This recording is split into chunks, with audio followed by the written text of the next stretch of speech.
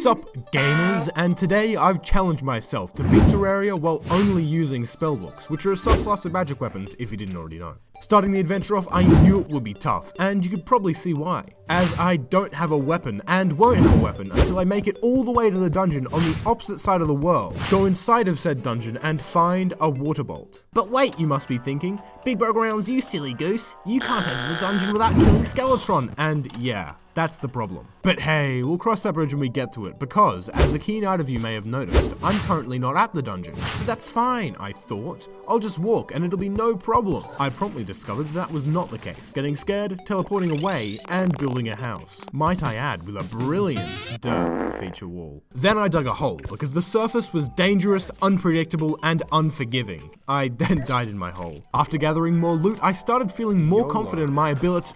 Damn it, I knew this would happen. Now on the surface, I thought I'd take another shot at trying to get over to the dungeon, and what the f*** am I doing? Despite how deranged this may look, my walkway would in theory prevent enemies from touching and killing me. In theory. And guess what? Finally, after an hour of building, I ran out of blocks and had to leave. But then I made it to the dungeon. Circling back to the point I made earlier, I figured out that I could use hoiks, a purposely implemented and not at all broken feature of the game, to push me through the walls of the dungeon and, if I'm quick enough, steal the water bolt before the dungeon guardians kill me. So, to put this plan into action, I scouted the exterior of the underground dungeon in search of the signature blue and yellow books that symbolized a placed water bolt. Fortunately, I found one and began to set up a hoik, which went perfect. Actually, no. I died a lot. And when I say a lot, I mean to the point that I decided to build a small house nearby so that when I died, I had to walk less distance. But that doesn't matter, as once I got through, I was sent right back out. However, I did eventually get the book, and you might not be able to tell through my voice, but I was brimming with excitement. Woo! Yeah, baby! That's what I'm waiting for. That's what it's all about. Woo! So I packed up my things and finally went exploring, for realsies this time, which garnered me a shiny set of silver and platinum armor, which before fighting anything meaningful, I upgraded from. And then I went to space, going back in time a bit. For an arena, to utilize the water bolt's rebounding projectiles, I surrounded it in walls. And while fighting the King Slime, this worked magnificently, aside from when it didn't, which it never did. Confused yet? Did I mention the water bolt is overpowered? No? Well, it is. Waltzing into the Crimson, I almost felt bad for the Brain of Cthulhu.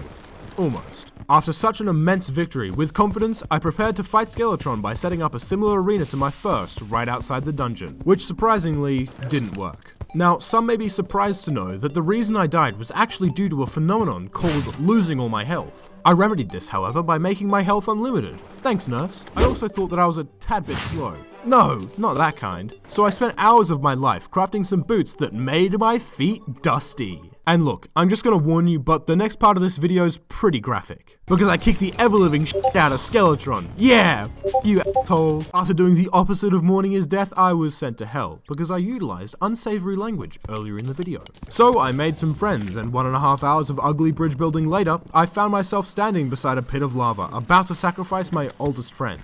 And I thought to myself, am I really about to do this? Of course I am. I launched the guide Voodoo Doll into oh, no, I missed.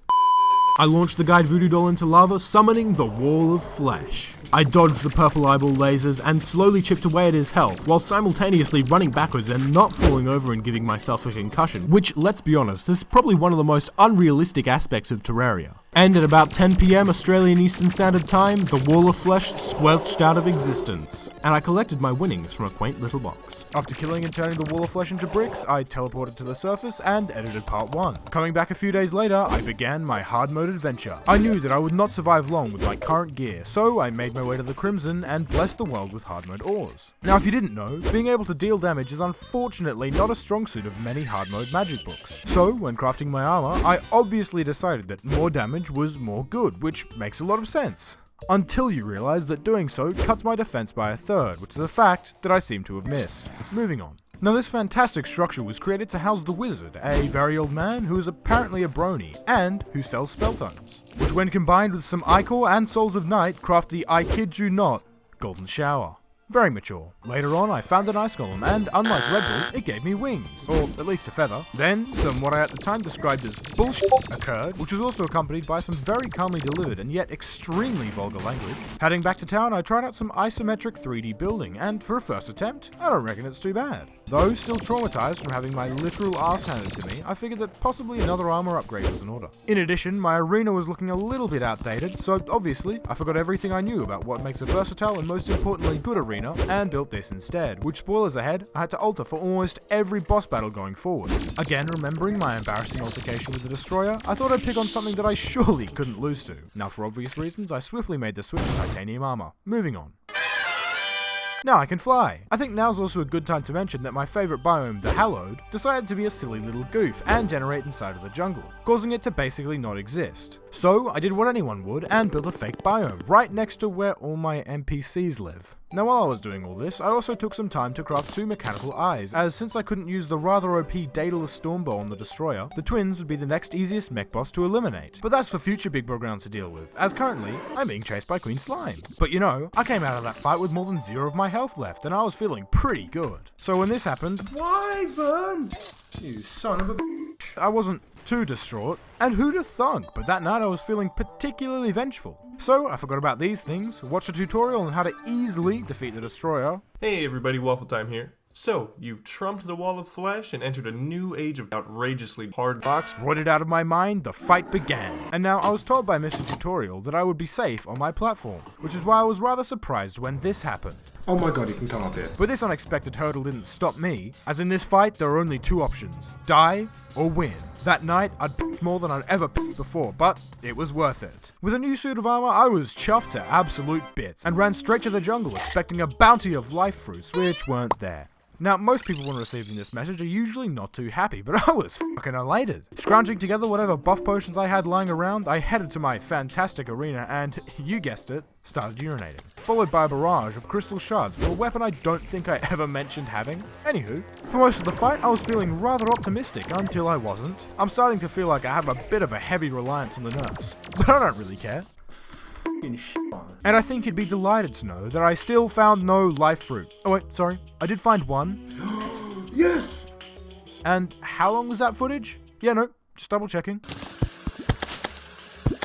Okay, goodbye then. However, leaving my computer on overnight and coming back the next day did get me up to 500 HP, and I think you know what's next.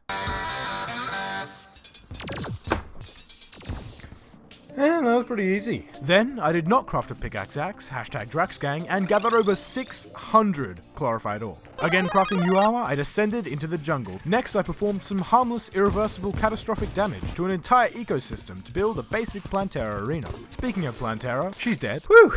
Very cool. Waltzing into the dungeon, I was ready to fight some beefed up skeleton and undead. But I didn't stay dead, and while I was alive, I did manage to collect enough ectoplasm for a full set of Spectre gear. Though I wasn't finished with the dungeon quite yet. Yes, okay, now I am. Navigating through the winding jungle temple, I made my way to the Lizhard altar, ready to summon Golem. Using my new combination of magic books to the fullest, I ducked, dodged, and weaved my way to an easy loss. Maybe I'll get it next time. Or maybe that was it. I took some time to rethink my strategy, making some new NPC housing, taking up gardening, and just double check. Oh, no, never mind. But by now, enough time had passed for my garden to have flowered, and I brewed so many goddamn potions. And finally, I was ready to enact my last-ditch effort. Which went horribly, and being on the verge of death, I teleported away. I felt destroyed. But wait, not all was lost, as since I didn't actually die, I still had enough time left on my buffs for a second attempt. Rushing back to the temple, I initiated yet another fight. This truly would be my final opportunity to end Golem. Avoiding almost every attack, I was completely silent, laser focused on my one objective. And after one of the most intense 2 minutes of my Terraria career, I'd won. Getting back to business, before fighting the Moonlord, I'll be going up against Duke Fishron, as he will hopefully drop the Razorblade Typhoon, my final book upgrade. Now I'm just going to ignore my first attempt at this boss, because watching it back makes me think that I might be utter shite at video games. And peace out. Snagging a truffle worm was relatively simple, however, whilst collecting the ingredients for my buff potions, I did not anticipate that dayblooms take f***ing ages to grow. So that sucked. I finalized the arena and, casting my line into the ocean, Duke Fishron emerged. His high mobility severely impacted the amount of damage I could deal, while at the same time making it almost impossible to not take damage myself. Luckily, the teleporters I'd set up did help mitigate this issue, but it also led to other problems. And at the end, my health was low, but his health was lower, and I came out victorious. Holy shit! Then I definitely got the Razorblade Typhoon first try and didn't have to reload the world 4 times until I did. Before fighting the lunatic cultists, I had to destroy my old skeleton arena because only an idiot would forget to do that and then die miserably. Damn, I really f***ed that one up. But once it was gone, the true power of the Razorblade Typhoon was put on full display, even though I did almost die at the end. One by one, I took down the pillars, and as of writing this part of the script, I'm actually yet to beat the Moonlord, so let's do it. Alright gamers, in January 2023, I recorded everything up to the Moonlord fight, and just stopped making the video. So now, almost a year later, I'm here finishing the challenge. And well, for a year's worth of anticipation, it's a bit anticlimactic. Because all I'm doing is that deal some damage, take a lot of damage, heal the nurse, repeat technique, and it's working pretty well. No, you bitch. This is the entire plan. Oh my god, will I do it? Holy shit.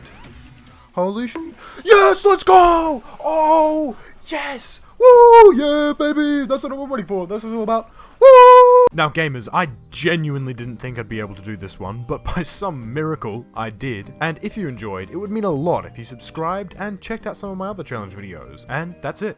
Thanks for watching.